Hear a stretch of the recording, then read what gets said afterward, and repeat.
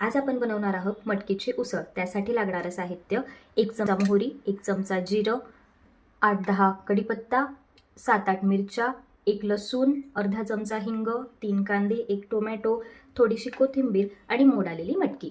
नंतर आपण लसूण, मिरची, कांदा, टोमॅटो या भाज्या चिरून घेतलेल्या आहेत। या ठिकाणी कढईत आपण 1 मोठा चमचा तेल तापवून घेतले। त्यात टाकली मोहरी।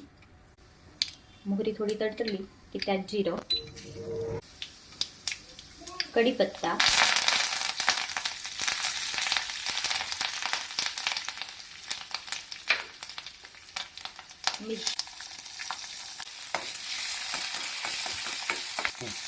मिरची झाली की लसूण,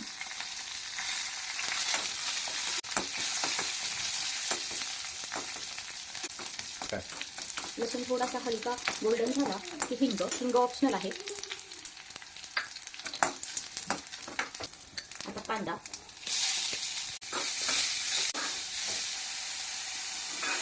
कांदा हलका गोल्डन होईपर्यंत परतून घ्यायचा। तोवर मटकी स्वच्छ पाण्यातून धुवून घेऊया। कांदा इथे झालेला आहे, त्यात अर्धा चमचा हळद घालतोय।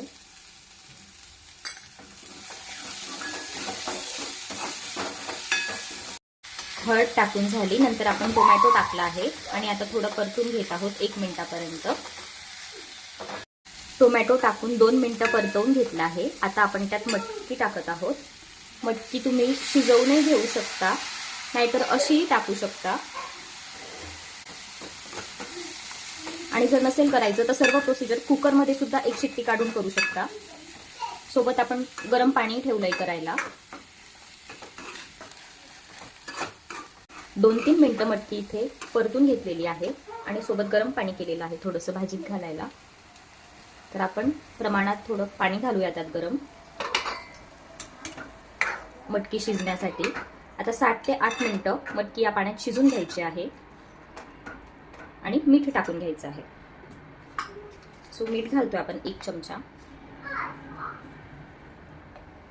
चवीनुसार मीठ घालून मटकी 7-8 मिनिटं शिजवून घ्या।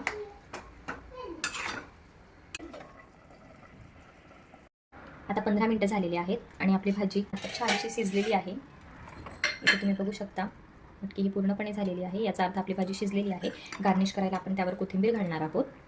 तुम्हाला हवं तसं तुमच्या आवडीनुसार तुम्ही पाणी कमी जास्त करू शकता भाजीमध्ये।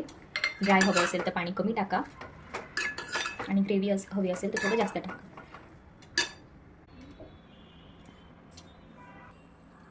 या ठिकाणी आपली भाजी रेडी आहे। हिला तुम्ही पोळीसोबत नाही तर भातासोबत खाऊ शकता आणि ही भाजी तुम्ही कुकरमध्येही करू शकता 1 शिट्टीमध्ये।